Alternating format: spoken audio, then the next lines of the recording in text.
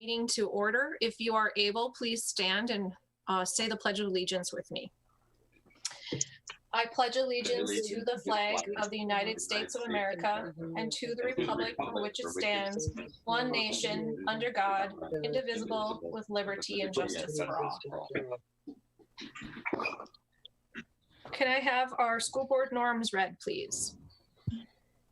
Diane, the board developed norms are to share and respect varied opinions and speak with a united voice once a decision has been reached, to prudently prioritize resources in a student-centric manner that aligns with the district's strategic plan, to exhibit a mindset of continuous improvement through adequate preparation for meetings and a commitment to board education, and to commit to assessing board effectiveness to ensure high quality governance for the staff, students, and community of Jamestown. Thank you.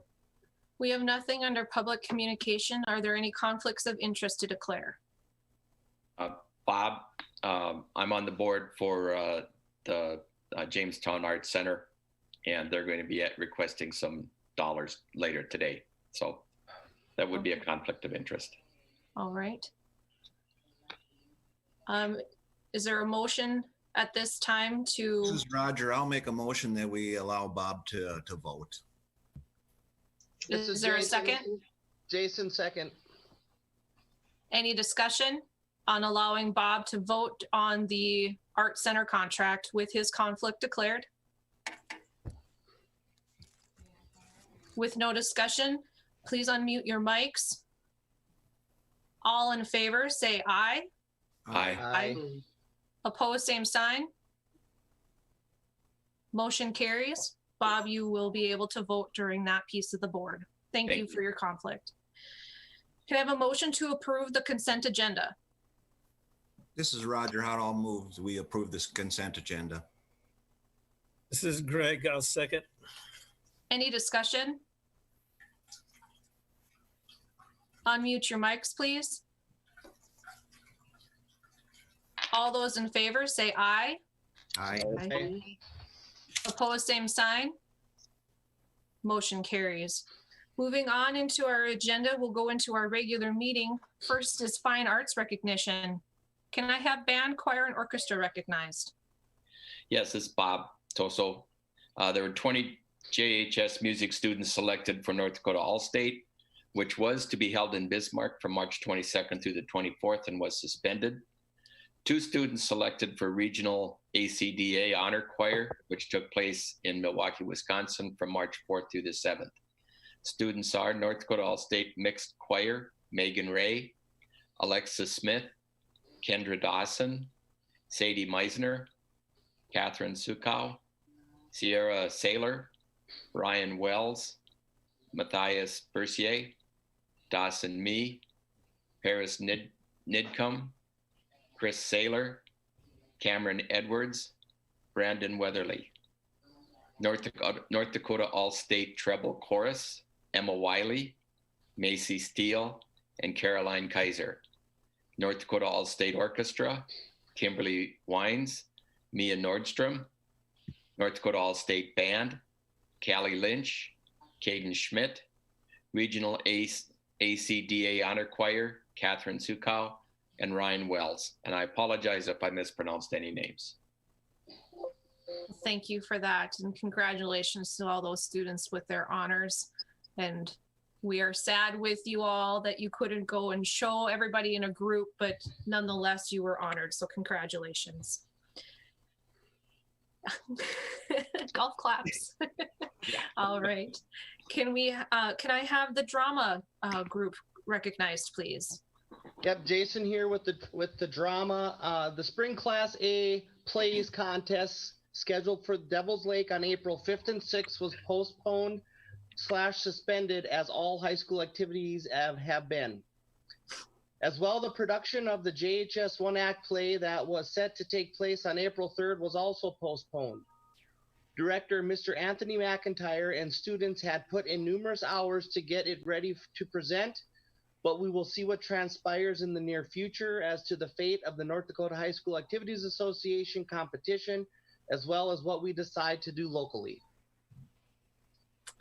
Thank you, Jason. And again, to those students, we appreciate you putting in all of those hours. And we hope that we can watch you all perform that drama together, even if it's Facebook Live or something. We do hope to get you out there. And can I have speech recognized? This is Roger Howard. Speech had 28 members this year from Jamestown High School and the middle school, and will be graduating 4 seniors: Jackson Arendt, Caroline Kaiser, Ashlyn Schauer, and Katie Sukow.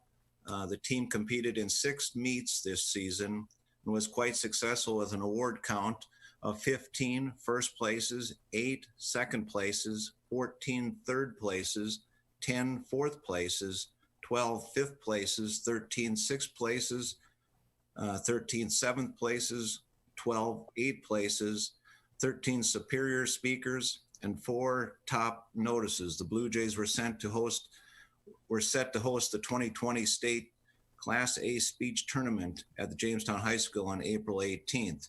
State qualifiers, we had 11: Katie Sukow, Ashlyn Schauer, Madison Machenbacher, Anja McDermott, Ian Wise, Keely Renwick, Paris Eslick, Jackson Ardent, Caroline Kaiser, Lorgan Motor, and Jaden Mosier.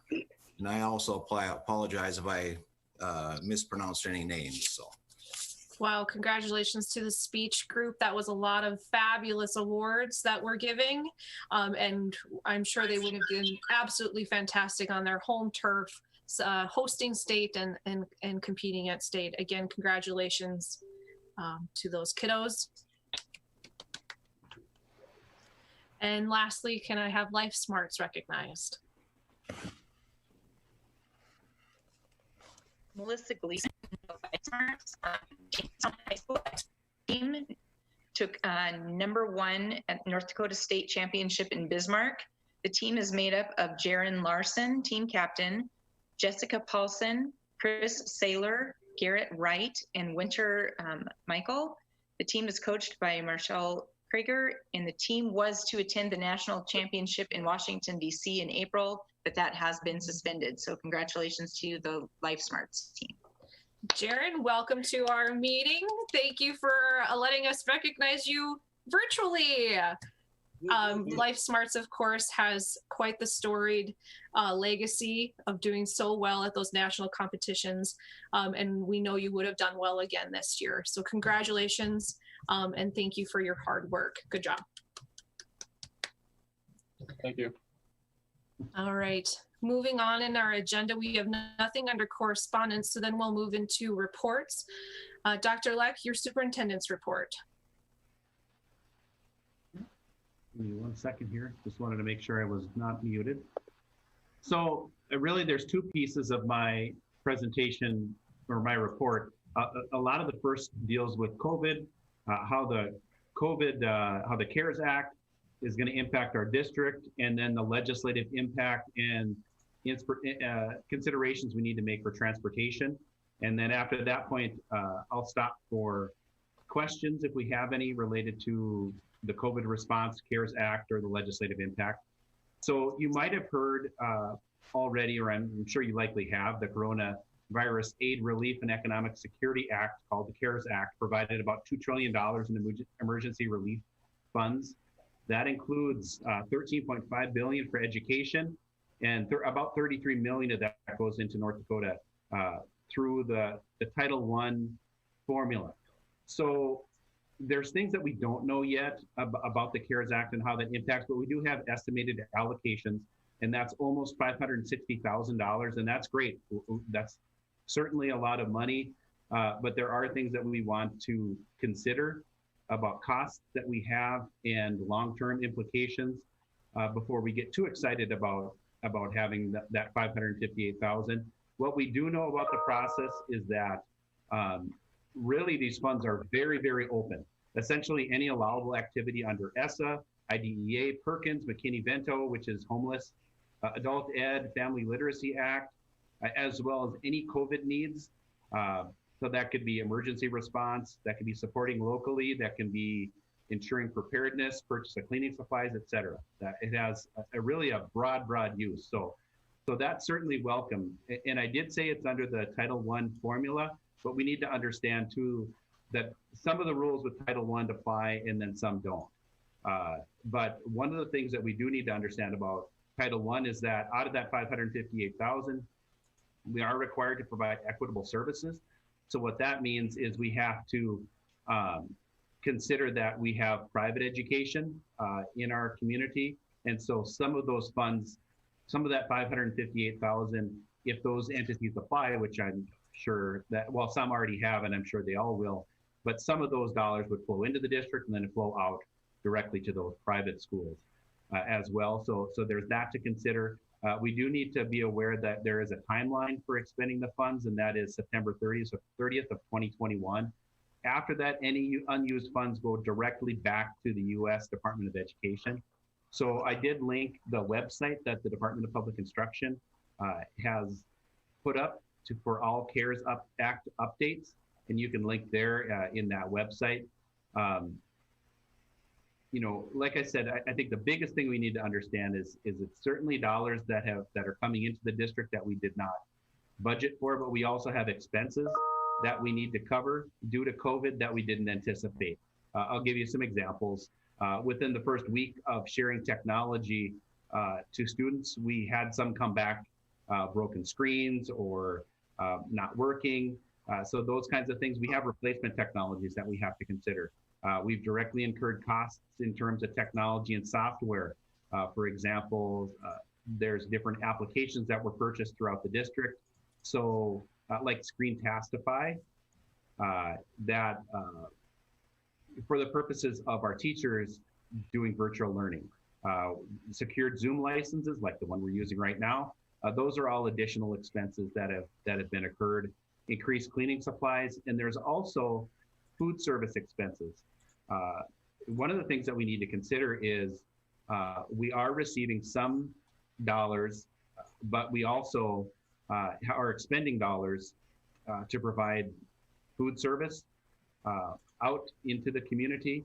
And so there are going to be some things that we need to consider in terms of food service. What I would recommend, and I'm going to be working with Shelley Mack in the food service department, Sally and I will, but we have to determine some of these dollars, in my estimation, these CARES Act dollars should be devoted to making our food service department whole, making sure that they have the money that they need to operate moving forward. And that might be zeroing out some accounts that some families have.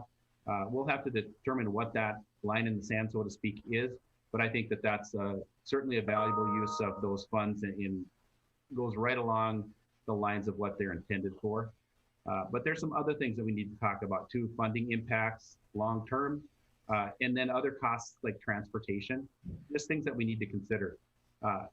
In terms of legislative impact, now when I originally wrote my report, this was before the price of oil dropped drastically today, but I don't think it's a surprise to anybody to say that we have a significant reliance on the energy sector in our economy in North Dakota. And when you see significant declines in the price of oil and gas, and not just that, but lost taxable revenue, is going to see significant impacting in our next legislative session. I don't think it would be at all unrealistic to think that in this next legislative session there's going to be allotments again. And if you were on the board when we talked about this last time, you know what allotments really refers to are cuts. And I think that you're going to see some cuts. In North Dakota, we are very, very fortunate in education to have a foundation aid stabilization fund, which hopefully will be at a point where we can stay whole. But I think, to be honest, we're going to be lucky if we're sitting at a 0% increase again in the next biennium. I would think, unless things really significantly change, that's a fairly likely scenario. I was actually just on a conference call earlier today with the Education Committee Chair in the House and in the Senate, and we had this conversation, and they're really pushing for the same idea, that you were fortunate to have the Foundation Aid Stabilization Fund, but 0% is probably pretty likely. And if we remember from when we went through this before, 0% and 0% doesn't mean hold harmless. It actually means a decrease because our deducts increase likely every year. And so that's certainly something that we need to consider. And as we look at CARES dollars, that's something that we need to consider as well. Are some of those funds going to be necessary for us moving forward to help them mitigate some of that loss? And speaking of loss in COVID, one other area that we need to consider is transportation. So two things in transportation that I think are important to recognize. Just like our funding formula, transportation is, we calculate that in the rears, meaning we look at the miles and ridership last year determines our current year. So we don't have a third, or we won't have 1/4 or 25% roughly of our transportation payment is going to be cut next year because we aren't transporting kids right now. We don't have kids on buses. So our routes and ridership will be down about that 25%. So our funding is going to be also. And so we have to consider our CARES dollars as well, unless there's some special legislation that would make us whole in that regard. But considering the price of oil, I don't find that to be fairly likely. So I think that we're going to have to consider the cost of transportation and making that funding stream whole as well. So that's another piece that we need to consider. The last piece is part of acceptance of CARES dollars means that we fulfill all of our contracts to some degree. And that means, well, two things, funding staff, which we've already done, and that's an expectation in North Dakota in general. So that's not an issue, but also fulfilling at least to some degree contracted services. So those contracts that we have out need to be fulfilled again in some degree, or you have to specifically apply that you have not done that, and then you may or may not be eligible depending upon who's looking at those applications. So that's an issue that we need to consider as well. What makes this a little more difficult to consider is what happens to those contractors. Have those contractors already completed small business loans or received those small business loans that may turn into grants? Are they furloughing employees? All of that is going to change the level to which we're talking about in terms of full or partial payments. So, but that's everywhere from March 13th all the way to the end of the year that we need to consider that contracted service. So that's where that CARES money comes in. It's not necessarily, it shouldn't be considered a windfall, a financial windfall, but it's really more an ability for us to maintain our levels and pay off those expectations. So at that, I'm going to just pause to see if there's any questions. Bob? Yes. Do we negotiate a contract next year with Dietrich's for bus services, or are we a year away from that yet? It's not next year. I'd have to, I think we're in year 5 of the 7-year. Okay. Thank you. Any other questions regarding to the funding, the federal funding supplement towards COVID-19 been allocated to the district? Well, there's definitely a lot of moving pieces of money going out into different arenas that we normally didn't see. So I'm sure Sally is keeping a pretty strong tally on all of that so that we understand where this supplemental allocation, how it will be implemented. So. Yeah, well, thanks. Really, the biggest piece of that is that we just continue to recognize that yes, we are going to receive a block of money through an application process, but a lot of that money is already going to be allocated to some degree, and then also we need to consider how that 0% is going to impact us in the long term too. Okay, I think you can move on. Okay. The other items that I have in here are going to come up to some degree later. I'm not going to talk about the Art Center request unless there's specific questions to it. I did want to share that we feel very fortunate. We are one of 20 school districts in the state of North Dakota. There are around 44 applicants, from my understanding. And we did receive the Comprehensive Literacy State Development Grant, the closed grant. And that amount is similar to our last grant, which was 1.25 million. And so, we feel very fortunate there. Really, our focus is going to be maintaining what we have. What we've already established in the Circle grant, the Striving Readers grant that we've had in place for a couple of years now. It's very, very exciting news for us. I can't say enough about appreciation from those that helped to write that grant. They did a great job, and I think it really shows when you look at the amount of money that's coming into the district, the 1.25 million, but also less than half did receive those grants, and I think we feel very fortunate to be able to continue a lot of the good work that's already been started. So that's certainly good news.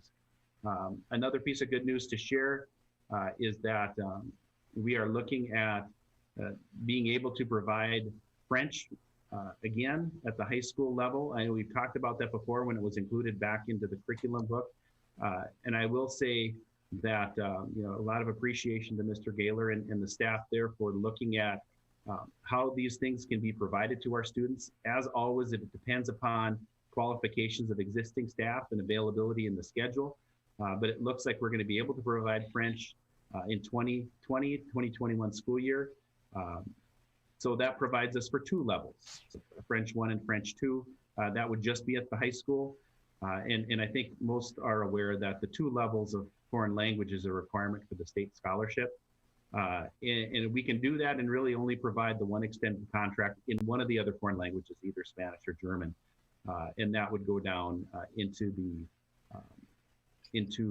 middle school level, and that would still be offered for credit there. And I just can't stress enough that I'm appreciative of it, but it really does depend upon the credentials of our existing staff, and it has to fit within our current schedule.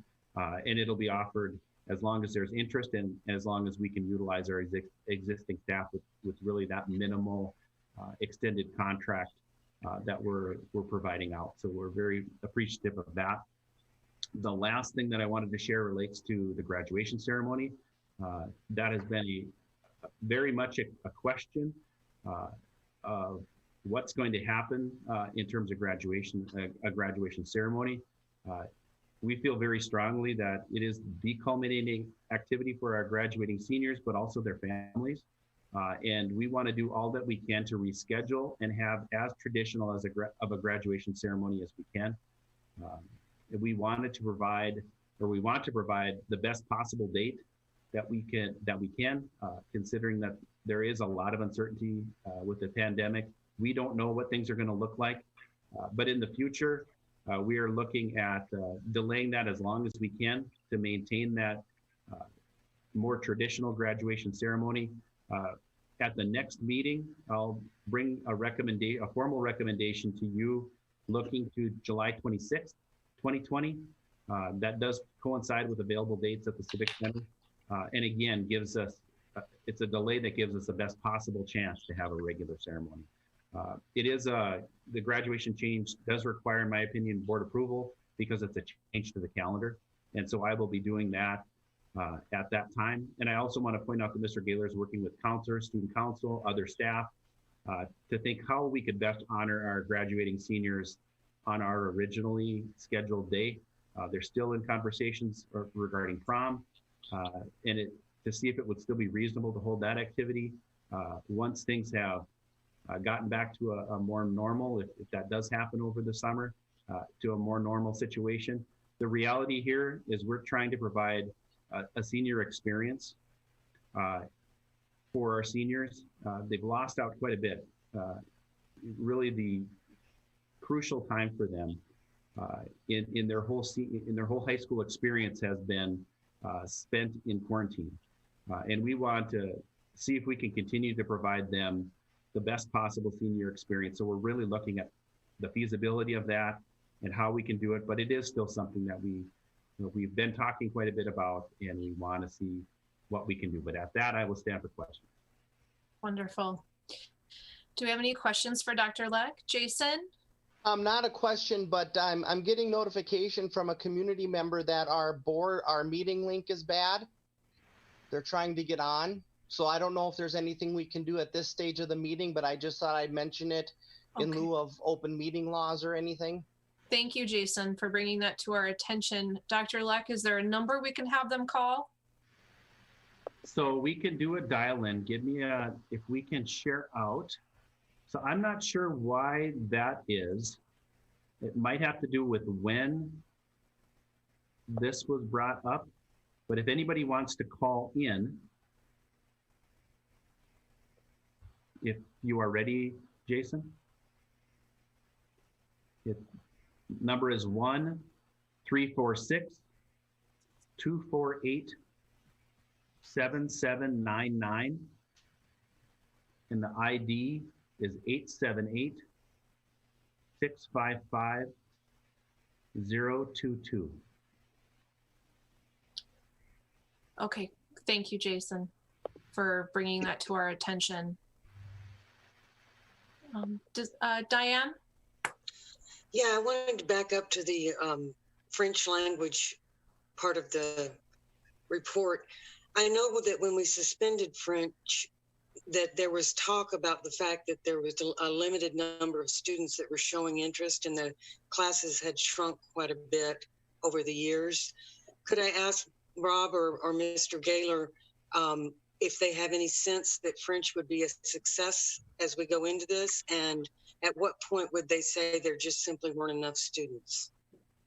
Well, I don't know the number for cutoff, but I can tell you that, again, the initial conversation started because existing staff had those credentials. When we originally talked about moving on from French, it would have been the requirement to hire an additional 1.0 FTE.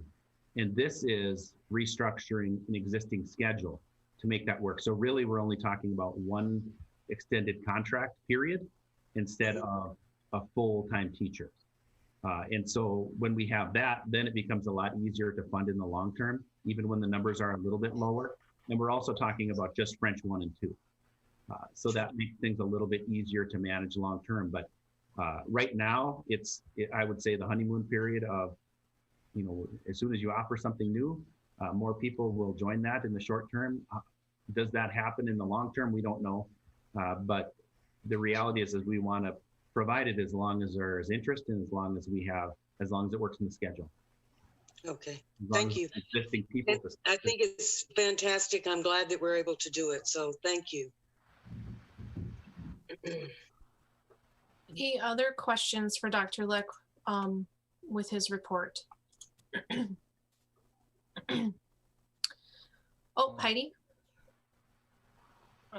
Can you just, I understand the busing, like sort of reimbursement is going to be less for transportation and from the state. How does that work with Dietrich's? Are we using some of the busing to deliver meals right now, or are we just not using any busing right now at all? Or maybe I missed that when you covered it. So that's a great question. We aren't using the busing service to do that, but that is not reimbursable anyway. The schools that are using their contracted services to do that would have to make that agreement with those contractors. They wouldn't have the ability to claim those miles. So those are miles you just lose out on. But we're not using that anyways. We're using the Blue Jay van, the van that we purchased in the past to deliver those meals. But yeah, those are not eligible for reimbursement anyway. Okay. And just about the meal thing is going well yet? It is. We actually peaked over 700 recently, which is really a number that I've been hoping to get to. It's a third of our students, so we want to make sure, or a third of our population, our enrollment. We wanted to make sure that was kind of the number in my head that I really wanted to get to, was the 700 to 750 mark. And so right now we're pretty consistently at the 680 to 750. So that's a pretty good number to be at, that we feel really good about. And I wanted to pass along for those that are struggling with the link in the agenda too. You can view it in the app or on the Blue Jay channel on YouTube. So that's another avenue that people could access. Oh, good. It's okay. It's available on the Blue Jay channel. Wonderful. Any other questions for the superintendent's report? Had my tongue tied there for a second. All right, very good. Then we'll go ahead and move on. And next is our board education. We have contextual competency COVID-19 community update. Apparently, your board president knows a little bit about this. So I went ahead and, of course, I wanted to make you a flashy, great presentation with all wonderful infographics, but I didn't have time. So I gave you one of my favorite infographics in the drive. I think it really brings home everything what we're trying to achieve right now. And you can go ahead and click on that while I kind of go through my notes, if you will. And then, of course, we'll have time for questions at the end. So epidemiologists like myself are at the ready to respond accordingly to newly infectious diseases. We're constantly preparing for the possibility of a pandemic. We run tabletop exercises. We do mock mass vaccination clinics. We do mock medication distributions on a regular basis. The COVID-19 pandemic is a situation that all public health have been working very hard to prepare for. As public health officials, we watch for newly emerging diseases every day. We make these diseases different than others. And what makes this disease different than others that I've most recently worked on, like Zika virus, is its ability to sustain the spread from person to person. Due to the virus's sustained ability to spread person to person before an individual has symptoms, makes it even more difficult to contain. This isn't the first, nor it will be the last disease that gets my heart pumping. Coronaviruses are a large family of viruses that are common in people and many different species of animals. It includes camels, cattle, cats, and bats. Rarely, animal coronaviruses can infect people, then spread between people. This occurred with MERS, CoV, and SARS-CoV, and now with the virus that causes COVID-19. Of note, MERS-CoV still circulates today, however, has yet to have that sustained human-to-human transmission. We do see person-to-person spread, but not anywhere near the transmissibility of COVID-19. I highlight these because they give you perspective of the everyday workings of an epidemiologist across the globe, and also to give you perspective as to why public health is recommending things that you've never seen before, like issuing quarantines and isolation orders, recommending to governors and to presidents to close public locations. It's because the coronavirus that causes COVID-19, it's different. The virus that causes COVID-19 is thought to spread mainly from person to person through respiratory droplets produced when an infected person talks, coughs, or sneezes. These droplets can land on the mouths or noses of people who are nearby and then possibly be inhaled into the lungs. Spread is more likely when people are in close contact with one another, so within 6 feet. The virus that causes COVID-19 does this very well, which is different than MERS.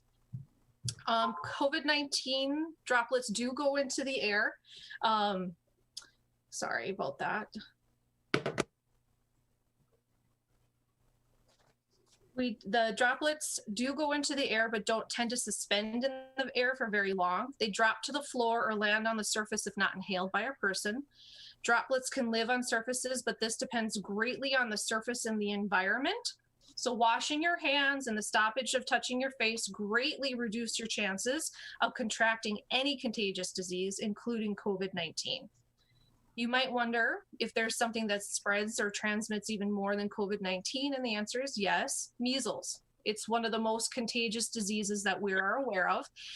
Measles can hang in the air for a lot longer, even than influenza, and it transmits through droplets through the air, and then influenza actually dies on surfaces faster. We also have vaccines for measles and influenza, and we don't have that for COVID-19. The coronavirus that causes COVID-19 is different than any other emerging infection in modern day. It spreads person to person. It has sustained type of transmission. We have no treatment. There is no vaccine, and no human less than 6 months ago on the face of the planet has ever had immunity to this specific virus. So that's why it has to be dealt differently. Although it may not seem like it, there has been a systematic approach to recommendations made by public health to government officials. At the beginning of COVID-19, before it even had a name, it was referred to SARS-CoV-2. The US government had all individuals returning from China be quarantined and monitored for 14 days for symptoms by public health. This began January 31st. I personally was involved in the monitoring of North Dakota residents that met this criteria. Next, you saw the government stop all non-essential travel to affected countries, then the suspension of all foreign travel and the closing of the US border. These were all systematic changes because of the public health infrastructure in place to know what's happening around the world, so we could make those changes to slow the spread. This has never been done before because it wasn't warranted before. Of all the newly emerging infectious diseases, we haven't had one like COVID-19 in modern times. The closest thing was the H1N1 swine flu pandemic in 2009. Of all of these government changes were then coupled with social distancing, education, washing, hands education, stop touching your face education, stay home when you're sick education, and much more. I can't stress enough the difference between emerging infectious diseases and COVID-19. It's not just one thing that makes COVID-19 different, it's multiple things. The sustained community spread, without the vaccine, without a treatment, those are the things that have to continue to guide our public health recommendations for government response. So here in North Dakota, in an unprecedented event, 4 days after COVID-19 was declared a global pandemic, Governor Burgum ordered schools to be closed. In previous pandemics, when schools were closed, it created a new issue where students were hanging out at the malls or going to the movies. It also created a custodial responsibility shift that would be taken back by the parents, which then causes disruption in the workforce. So then, and we learned this during the 2009 pandemics. And so then on Friday, March 20th, Governor Burgum shuttered the restaurants, bars, cafes, recreational facilities, health clubs, and so on and so forth. And then he also charged all state agencies to accelerate their transition to work from home. And as we stand today, orders are to keep all non-essential businesses closed until April 30th. To understand how we got here, I wanted you to know that we've been working on this since January 18th. That's when we started getting our partners ready, similar to what we did during the Ebola pandemic, which never really got to anywhere near where we are today. But those were the conversations that we started back in January 18th. And then it was January 27th that the Emergency Operations Center was activated at the Department of Health. And what that does is then it triggers even more outside entities. We're talking with universities, we're talking with human services, we're talking with religious groups, starting to get them ready to prepare for this possible pandemic that might come. And then 6 weeks later, March 11th, our first case in North Dakota was diagnosed. So it was during that 6-week time frame that we were working on building our disease surveillance, putting it together, the data fields for analysis, just testing capabilities were being validated, recommendations were being made to businesses to dust off those business continuity plans to make sure they could, still keep going. And then the North Dakota Department of Health was really starting to work on developing our infographics and our education on stay home when you're sick, cough etiquette, cough into your elbow, not into your hand or into a tissue, and make sure you're washing your hands. Defining your circle, social distancing, washing of your hands became cool. I loved all those TikTok and different videos that kind of came out at the same time of washing your hands, which, I always thought washing your hands was supposed to be a good thing, but apparently. So I wanted to talk just a little bit more about each of those pieces. So social distancing is the idea that you stay at least 6 feet back from an individual that's not a part of your household whenever possible. The premise of social distancing is predicated on the idea that COVID-19 is spread through those droplets, primarily within 6 feet or less of a contagious individual. While talking to a person that isn't a part of your circle, and I'll talk a little bit more about the circle later, you put yourself at a higher risk of contracting COVID-19. And remember, though, this doesn't apply to just passing somebody on the sidewalk. Okay, or just passing by in the store. Those pass-bys are not close contacts. The likelihood of contracting COVID-19 it's coupled. You have to have the close contact, and then you also have to have it for a long period of time, okay, 10 minutes or more. So then I touched a little bit about defining your circles. So defining your circles is about getting your number of close contacts as low as possible. The individuals that you spend more than 10 minutes with within 6 feet. Today, the recommendation is to have no more than 10 should gather in one location, hence why we do our board meetings virtually. The government recommendation is directed towards keeping your circle small in case you unknowingly have COVID-19. If your circle is small, then your ability to pass COVID-19 has been minimized. However, be mindful, this doesn't mean you can't ever see anyone. Ask yourself, you want to, and this is something that I want people to really kind of think about with widening your circle, who can you go see or who shouldn't you go see? You really have to be able to ask yourself where you've been in the last 14 days and where you've been around, and has anybody that you've been around are they now sick? Because then you could be carrying COVID-19. And so those are the questions that we want you to ask when you're thinking about maybe widening your circle, because then you're going to pose those risks to other people. The other thing that we saw then was because of an individual's ability to be contagious prior to showing symptoms, we saw the mask recommendation for the general public come. So this has never been done before in the United States. It was prompted by scientific evidence that a person is contagious prior to being symptomatic. Influenza works that way too. You're contagious prior to your symptoms showing up. But with influenza, we have the vaccine, where with COVID-19 we don't. And so that's where you saw this mask recommendation come from general public.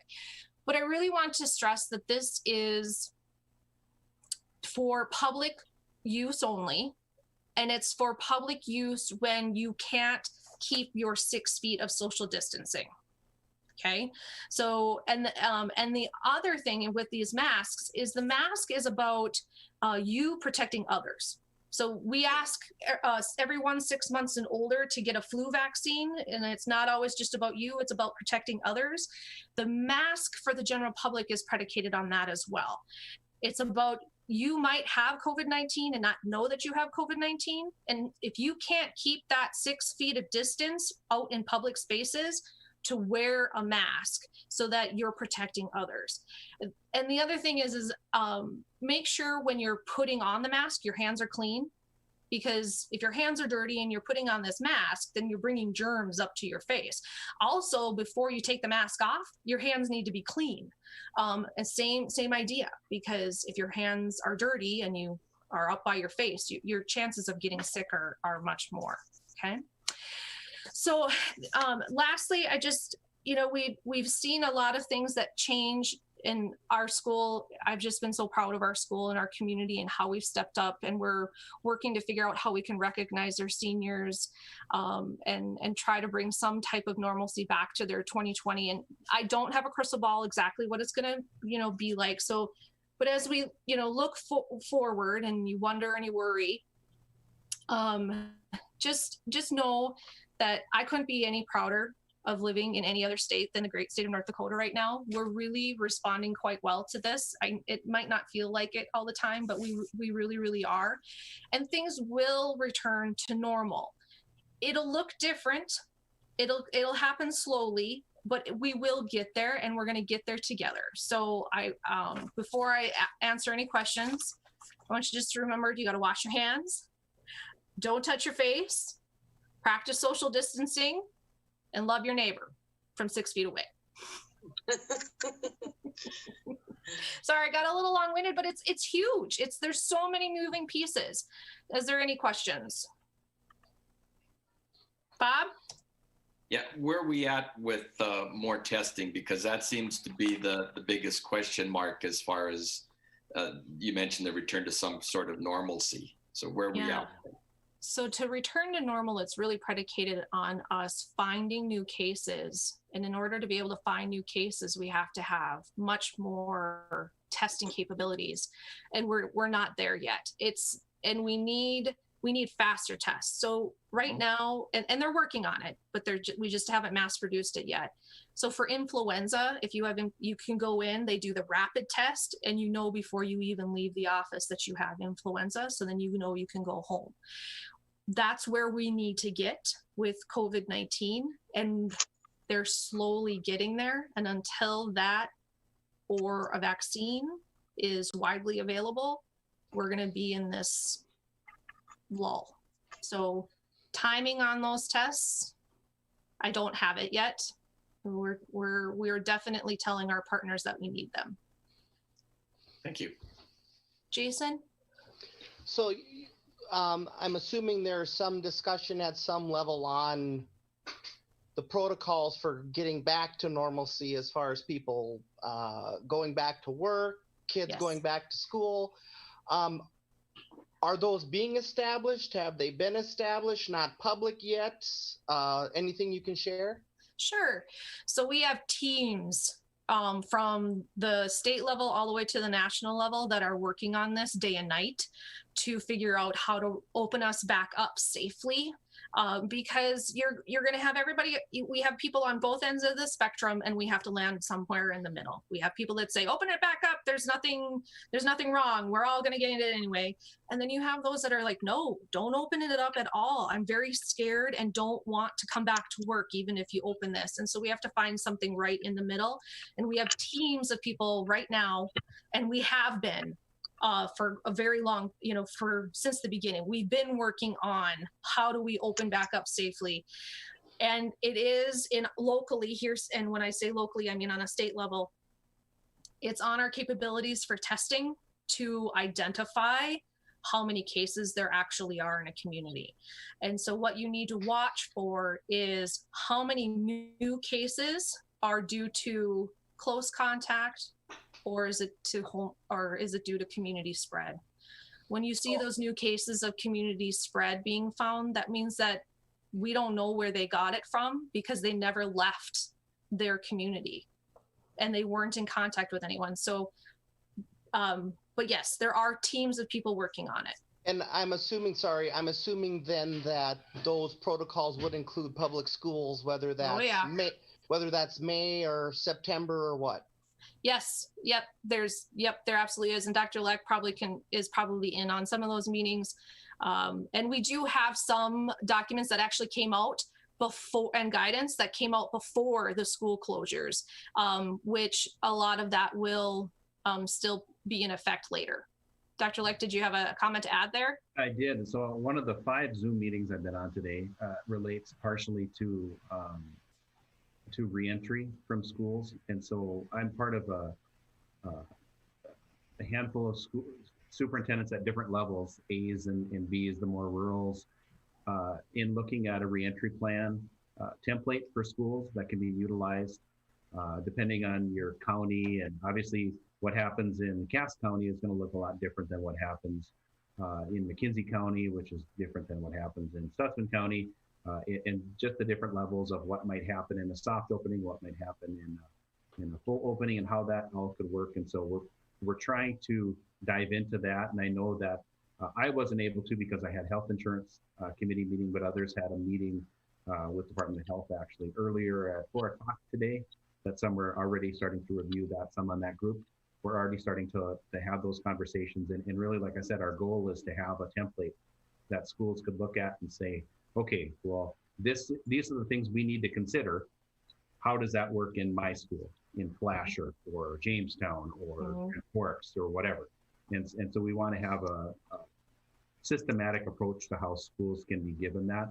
The other piece of information that I wanted to share, we think about the school year ending at the end of May, and that's where our heads are at. But we also have to consider the executive order that's been coming from Governor Burgum, and depending on how long that's extended, that also impacts our summer school programming and our extended school year programming too. So those dates are, and that executive order is more important to us than just the end of the school year or the end of our regular term. We have the summer school year that we have to consider too. So what does that look like? Is that going to be a hybrid? Is that going to be a straight virtual? And if it's straight virtual, how does that work with time requirements, seat requirements, things like that? So there's a lot still up in the air for us with schools that are dependent upon those executive orders too. So I have to say that the Department of Public Instruction has been responsive to that. to those questions. And it's been tough for them too. You know, they've given us some changing guidance sometimes, but that's understandable considering everything's in flux. So they're doing their best too. And, you know, Dr. Leck really brought up a piece that sometimes the guidance changes. So as epidemiologists, we study and we monitor these things and we understand it up to a point, but we realize that there are things that we don't understand. And so then that's why all of a sudden you see a change. It's because we learn something new, more information, because this virus didn't exist in October last year. So that's where you see the changes. Roger, did I see your hand up? I had a question, but Jason asked the same question I was going to ask. So great. Heidi? Thank you, Dr. Leck, for your time and serving on these 5 extra Zoom meetings a day. I'm assuming that you're having with at the state level, but I think it's really important with us being kind of a mid-sized district, and you know that you share some of the concerns that we have here and some of our needs to make sure that the state level is aware of that. So I appreciate your time. Jennifer, have they talked about a peak date? You know, several weeks ago, I saw something in the news that had North Dakota, Minnesota's, you know, North Dakota was like end of April. Now I'm hearing things end of May, but nothing official. Are you guys hearing anything or with your models? So, not officially.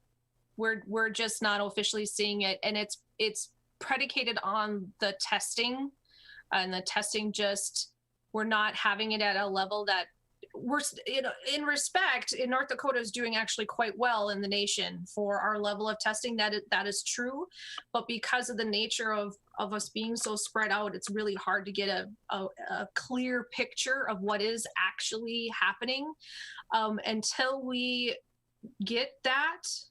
I don't know, and that's what it is. They don't know when our peak will be. So what I encourage people to do is to watch more how many of those cases are community spread. You know, if we have 50 cases but they're all close contacts, that's okay. We know where they got it. We know how to deal with that. But if we have 25 of those 50 cases come from community spread, we still have issues to work on. And so that's what I encourage people to watch for more than wondering about these peaks. And the modeling that they were using at the beginning was the IHME model, which looked to be very great and grand, but has thus now not been really updated with North Dakota specific information. And so now it has become invalid. And that I know is a lot of what our news sources were utilizing to talk about peaks. And Governor Burgum hasn't released our model to the public. And so therefore it's undecided at this point. Diane? Yes, you said something I did not know, and it could affect how we reopen and even the school situation. You mentioned that, I know it's highly contagious, this virus, but you mentioned that you'd really needed to be facing someone, talking with them, or perhaps receiving their sneezes for 10 minutes. And I have never heard that before. So that makes me think it's a little bit less contagious than I thought. It is. It really, I mean, it's contagious and nobody has immunity to it. So if you're exposed to it, your likelihood of becoming sick is extremely high compared to like the common cold, if you will, because we've been exposed to a lot of different common colds. Our immune system knows what to do with it. But yes, so we know that you really do have to be closer to this person because it's a droplet spread. They're heavier, if you will, than say measles, where measles is light and can float in the air a lot longer compared to this. So yes, you do need to be in that close distance. And if it's just a talking conversation, we utilize 10 minutes. But now if somebody directly coughs in your region or sneezes directly towards you, that 10 minutes is out the window. Okay. Thanks for that clarification. No I problem. I have a question on behalf of Mr. Toso. Will there be a golf season? Yes. Yes, Golf, there will. Yes, there will be golf, and that is something that I really want to get outside, go. Just don't go to the stores right now unless you absolutely need to, but do go outside, and you go for a walk with your family and get some fresh air. As far as, golfing, I think I heard Fargo golf courses were talking about just, spacing out their tee times a little bit. So then that way, you don't have people that are on top of each other that don't know each other. And I really think that's how we're going to see this move forward. I give the analogy of like a baseball game. Well, you buy a ticket for a baseball game. So somehow we have you registered. You have a seat to sign so we know where you are, so that if somebody around you were to end up testing positive COVID, we know how to find you and get you quarantined. I mean, so that's eventually, so we're going to have a registering system. When you go to Sam's Club, right? And this is only until we have a vaccine or a treatment. This isn't something that's going to happen forever. When you go to Sam's Club, maybe you need to scan your card before you come through the door instead of just showing your card. So then they know that you've been there. So if we find a case that happened to be there at the same time that you are, we can let you know officially that you may have been exposed to COVID-19. So we will get there. It will be systematic, just like it was systematic to get where we are, although I know sometimes it doesn't really feel like it. One last question, sorry. Any grasp on the chances of a resurgence in the fall? Absolutely, there will be a resurgence in the fall. I can guarantee you that, unless we have a vaccine or a treatment. So that's what we see with all infectious diseases, especially new ones. And we saw that during the H1N1 pandemic as well. It started here in April, the H1N1, this was in 2009. And then in the summer months, because that's true for influenza, it doesn't circulate very well in humid air. It likes dry air. And so it didn't circulate that well in the summer months, which then also gave us time to develop that vaccine. And then in about the end of September, the second wave started with the 2009 pandemic. But what was interesting then, also at about the same time, the vaccine was approved, and then in October it was mass distributed, and then in just about a year the pandemic was over. But that was influenza. They didn't have to start from scratch to develop that vaccine. So it was about 6 months from when the pandemic started to when they massively distributed that vaccine that gave us protection. And so it's important to be mindful of, but COVID-19 is just different. Dr. Leck. I just want to make one more comment about that that I should have referenced earlier when I was talking about the task force that I serve on. It was one of the other pieces that we're looking at is what did we learn from the school closure? What did we do well as a state? What did we not do well? What are areas that virtual learning needs to adapt to better service students? Like, for example, how well are we addressing our students with special needs? How well are we addressing students on 504s, those that need accommodations, modifications, those types of things? So those are all areas that we're looking at and looking at a broad scope, and then making some recommendations for if a school closure, whether it's this pandemic or some other closure were to happen, using this as a learning experience as well. So we can take something away from this and grow as an institution. And so we're improving that. So it's not just about reentry, it's also about examining how we're doing, taking that hard look at what we did and what we need to do better, so we can, so we're not shooting in the dark if this were to happen again. Yep. And I guess I should preface my guarantee that there'll be a second wave with the virus could mutate and change and stop circulating. And we've seen that before. It all of a sudden just stops. And that's a possibility too. So it is a rapidly changing situation, and it hasn't, and we've been saying that since the middle of February to everyone as loud as we could. And that statement hasn't changed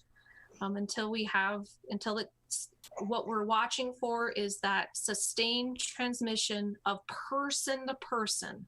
Once we can get that under control, we'll be good to go. But there's a lot of things that have to happen in order for that to get under control.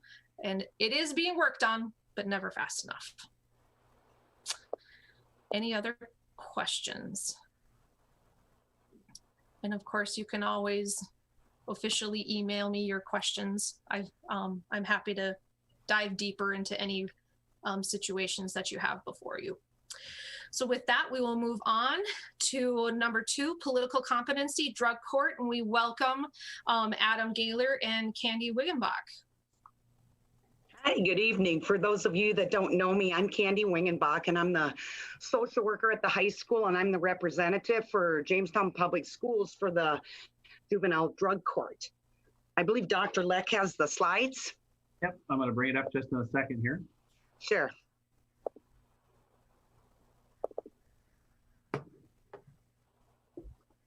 Okay, you can go to the next slide. We are the Stutzman and Barnes Juvenile Drug Court. There are 6 drug courts in the state of North Dakota. The Juvenile Drug Court became, in the year 2000 is when they actually added the Juvenile Drug Court to the state of North Dakota. And Stutzman and Barnes share the one court. What I'm gonna present is what our role is as far as Jamestown Public Schools and this program and the outcomes for the participants and what we actually do within the drug court. Next. The goal of the drug court is to provide my participants with the opportunity just to quit using their drugs and alcohol and look at more positive life choices, because obviously my juveniles that are using end up in a lot of delinquent activities, unruly activities. So with the drug court, what we do is some pretty intense intervening in the lives of these juveniles. We also address the delinquent behaviors that frequently occur, obviously, with the kids that are using. Next. In the program of the drug court, when kids are on with the juvenile court, this is kind of under the umbrella of that. The difference between a student or a participant being on just probation with the drug court, it's under the district court, but the big difference there is we have weekly hearings. So these students are under a court order every week. Those court orders can change week to week. So that's the big difference between our kids that are just on probation and those that are on the drug court. These kids that are on the juvenile drug court, they have the supervision, like I said, weekly with the courts. They also are court ordered to participate, and it could be individual treatment sessions, group treatment sessions. There are case aides assigned to these individuals. The case aides will go to the homes on the weekends, 9, 10 o'clock at night. The kids typically, they don't know when they're coming. The case aides will do the drug testing. We have 1 male probation officer in our region of 10 counties. So I've assisted with the females for the urinalysis when school was on. So I would have to monitor the drug testings for those. The kids will start out the program with 20 hours of community service. And that could be working at the Goodwill store. We've had kids do community service up in our building doing janitor work. The program's kind of based on incentives and sanctions. The kids will get a court order for the week. And if they don't abide, say they miss their treatment session or they miss their curfew, there will be sanctions for that. The kids also get incentives because we go just week to week. And if they have a great week, we may give them gift cards. We give them tickets to movies, and we're always looking at the community for possible donations for that. So we do give the kids incentives also. There's other additional programs. Sometimes the court will have the kids on the drug court go into the community to assist, like with the Lions Pancake Feed or some of the run walks they've had in town. They will have to volunteer their time as a group for that. And the participants in this program will go through 4 different pathways, and that's how they move through the program. Next. On our team is our district judge, and that's Judge Lefevre. We have the juvenile drug court coordinator, and that is Amanda Thomas. She actually resides in Carrington. The court officer, the supervisor, Mr. Washburn's involved, but also the court officer is Brian Washburn, our probation officer. We have the defense attorney with Scott Sanis, who is on our team, and then the state's attorneys for Stutzman and Barnes. The treatment provider is through the Human Service Center.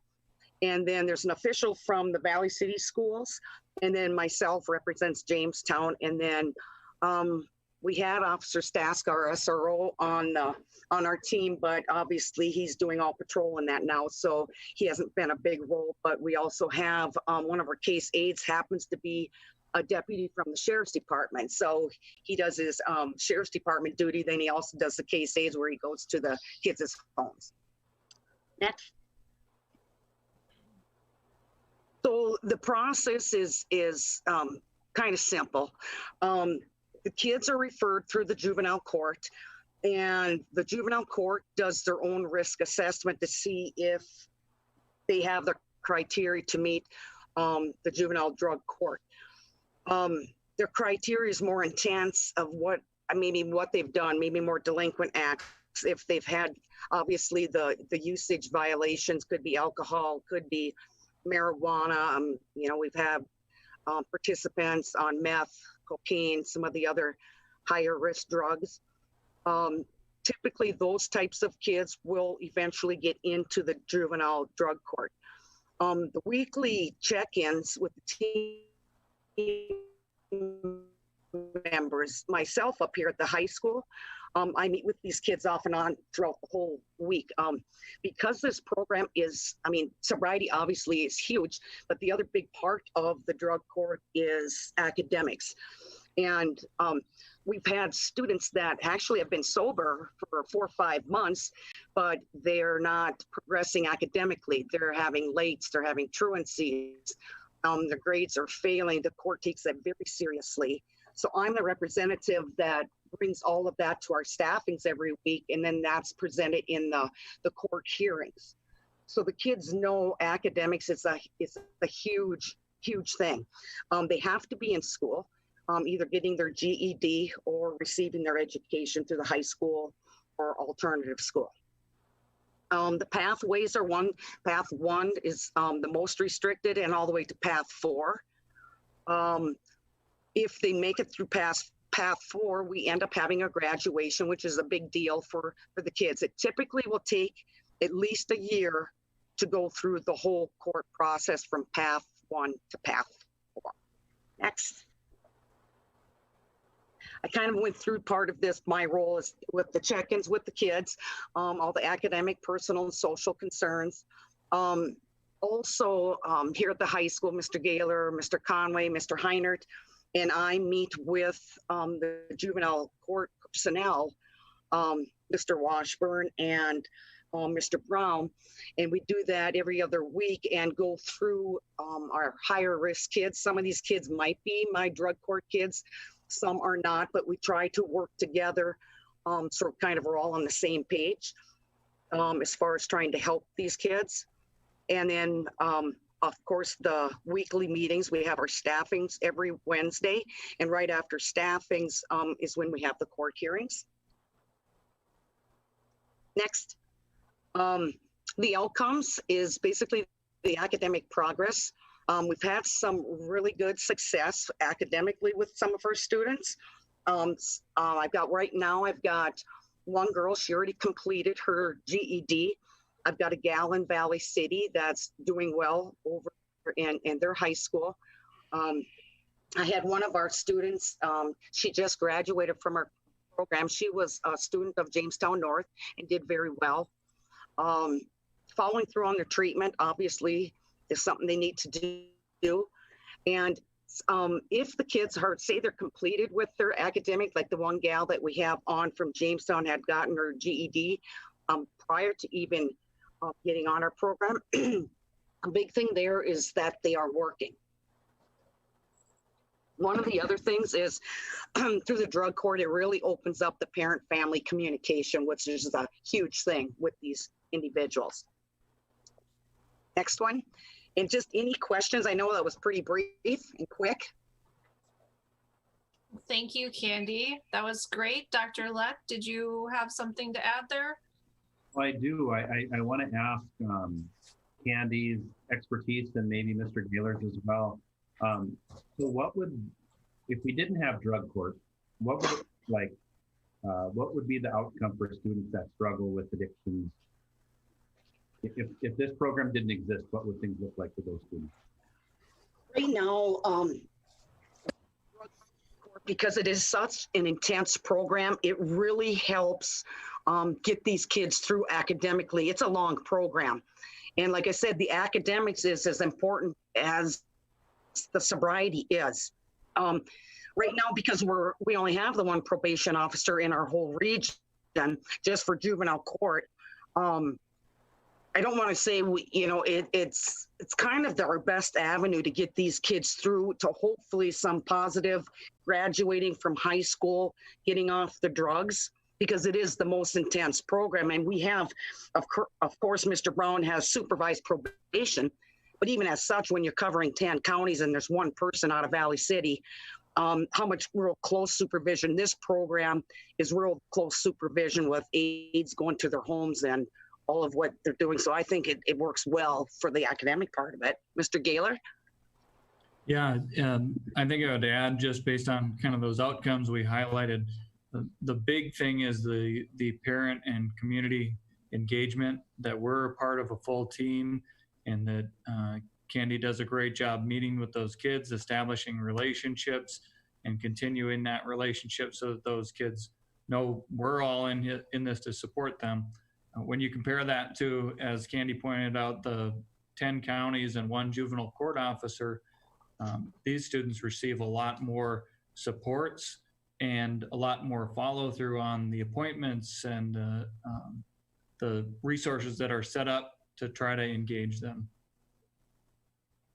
Just to follow up to that, if I may, so just to restate what I've heard you both say, what I'm hearing is, without the drug court program and the school's involvement in that, we'd have a lot more students dropping out, or more students that struggle with addictions dropping out of school, and likely go right into the court system. Definitely. Yeah, it saves kids, and it's a program that works. It's got the accountability and the incentives and the relationships built into it. It's a good model, and I think that as we think about celebrations, it also does a good job of that. I got a chance to sit in on a couple of these meetings, and they were doing the virtual meetings before it was cool to do it. So because they're between Barnes and Stutzman, they do those on one location, but serving kids in multiple areas. And so I got a chance to see a young lady from Barnes County graduate from the program, and it was quite a celebration, and the amount of time and effort that people had put in and the stories they could share about that person's success. It's inspiring and moving too, because they're not only making academic progress, but they're recovering. Jason, did you have a question or comment?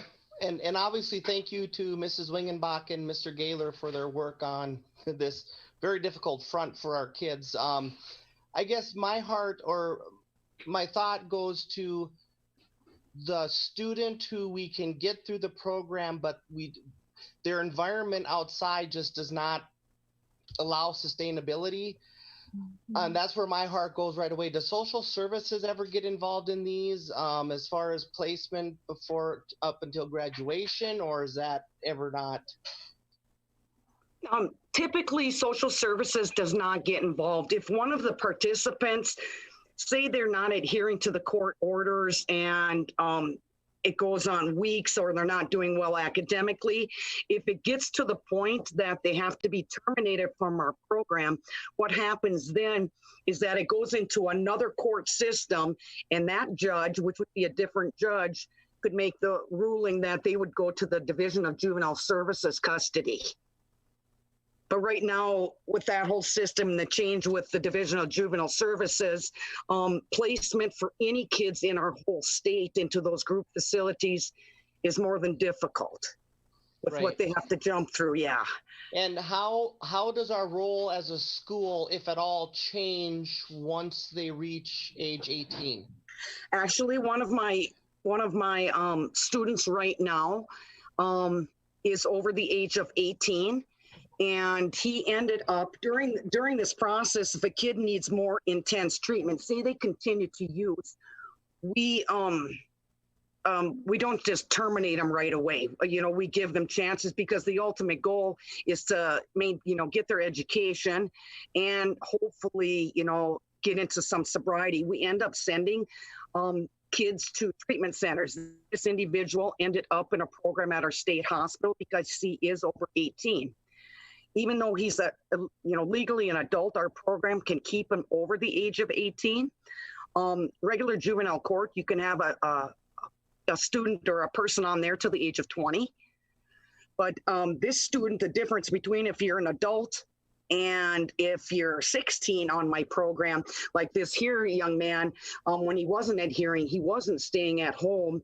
When there was a pickup order on him, he went to jail instead of a detention center in Moorhead. So they're just treated different. But no, he's still on the program and is court ordered to be. And I'm sorry, last question, but do we ever, is there any peer mentorship involved in this, say like a successful completion of the program? Are they ever involved with peer mentoring?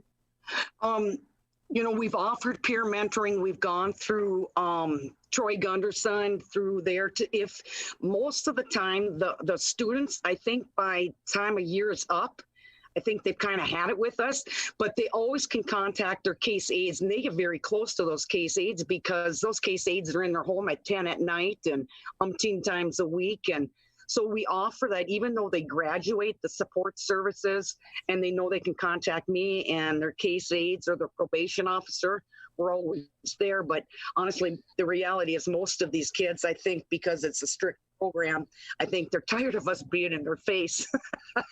Well, thank you for what you're doing. Yeah. Greg? I was just wondering, what's your caseload look like? How many kids have got involved in this program? Typically, between Stutzman and Barnes County, the average is about 6 to 7 kids. Yep. The success rate for graduation we have not had a termination in our court system since 2018, which is very good. The terminations, yeah. Typically the other regions are seeing more terminations than that. So that's a positive thing. Diane? You're muted, Diane. You're on mute, Diane. From what I hear out there, there's a lot of student addiction in Stutzman and Barnes, and that 6 or 7 number seems very small. Can your program take more, or what do you think is happening to these students that are struggling with addiction and are not in your drug court? Is there anything that we can do to pick them up and see them through to graduation or see them through to recovery? I think part of that, Diane, is, the kids, just even with our own police department here in Jamestown lacking officers in that, and we're having one probation officer basically to catch the kids, to get them into our court. Typically, they don't run much more than 8 to 10 participants. And that's a lot. That's a lot for our area to take care of, especially just having one probation officer. So, I mean, it's a lot to keep track of. Right. Plus, besides that, he has. Is your impression that there are many, many, many out there that are not getting any services and are falling through the cracks? What is your interpretation? As far as usage in our community, from what I know, just doing my job up here, yeah, it's a great concern. I mean, there's usage out there as there is in Valley City and all of our communities. The hardest part, I think, is getting the necessary treatment, and that's just a statewide thing. That's just not our area. Okay, thank you. Dr. Leck, did you have a comment? I did. Candy, would it be accurate to describe drug court as the last step? Other checks in, we're talking about, well, there's some usage, just like there is in every community, usage among students. And this is not a Jamestown thing, a North Dakota thing. This is a national thing, an international thing. Right. But we're talking about those that have already tried other programs or already had other checks, and now they're at the last step. Right. The last stop on the bus line. Okay, I got you. Thank you. But typically with the juvenile court, those kids that are on supervised probation, a lot of them are using, and the probation officer knows that. So he's going to put them through maybe some other local services, get them involved with a counselor or something. But if that student continues, it's not like just because you got caught using weed once, then you're automatically on this program. He tries to work with them, knowing, it's a problem and an addiction. But after so long, and if other areas, they also look at, what's the student doing in the community? What delinquent acts? Are there thefts and, vandalism, or what else is going on? That all comes into play. So just the usage wouldn't necessarily automatically put you on drug court. Okay. If that makes sense. Yeah. Yes, it does. Great. Thank you so much, Candy. Are there any other questions for Candy or Mr. Gaylor specific to drug court? Well, we do appreciate your time and virtually meeting with us. Yep. Take care of yourselves, and we'll see you soon. Stay well, everybody. Great Thank job. you. Thank you. Yep. Okay, so we'll move on in our agenda. We have nothing under old business, so moving into new business. We have nothing under activities, building and grounds, or curriculum assessment and instruction, so we'll move into finance. Can I have a motion to approve the Art Center agreement for 2020-2021? And with the motion, could you please summarize the agreement? This is Roger Howd. I would move that we approve the Art Center agreement for 2020 and 21. I'll second it. Okay. Any discussion on that? I would offer that for discussion that this is an increase from our previous contracts with the Art Center. However, as it was noted in the superintendent's report, it has been several years since we've seen an increase. And knowing all of the things that they do in our district, I think the increase is fine.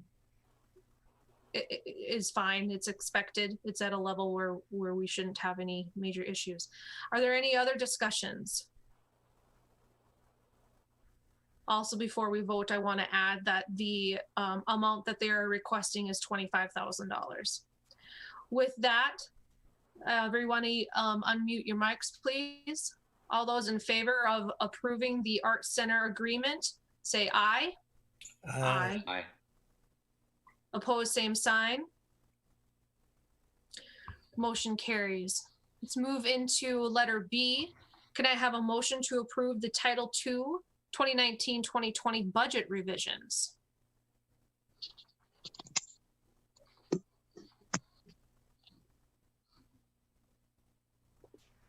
Steve can't move. And can I have a second? This is Jason Roy. I second. Thank you, Jason. Sally, do you have any discussion to provide for us? With the change of the striving readers and federal programs during these last times, there was some discussion on on what should be coded where, and so we are paying different things from different federal grants. With a federal grant, we are required to match.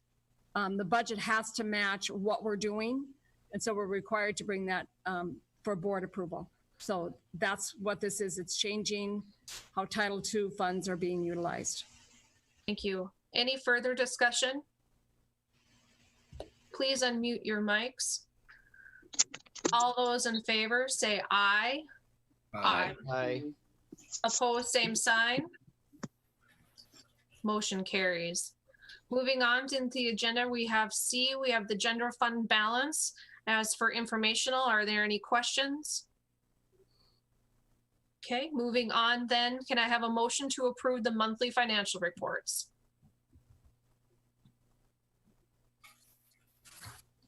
This is Heidi, so moved. Second. To approve the monthly financial.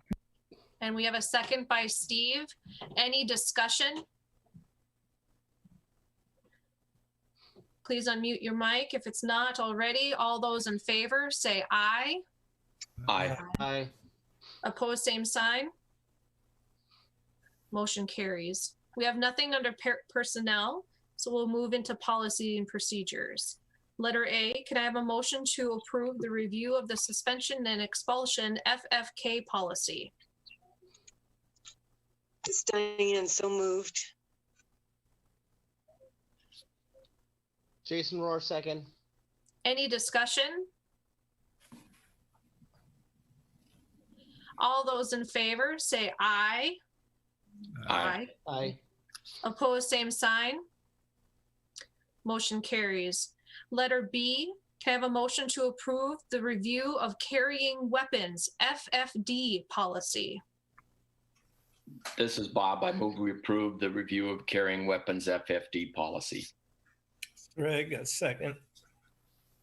Any discussion? Unmute your mics. All those in favor say aye. Aye. Opposed, same sign. Motion carries.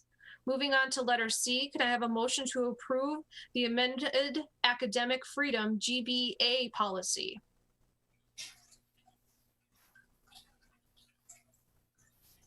Jason Rohr, I move to approve the amended academic freedom GBA policy. Steve Veldkamp seconds. Any discussion?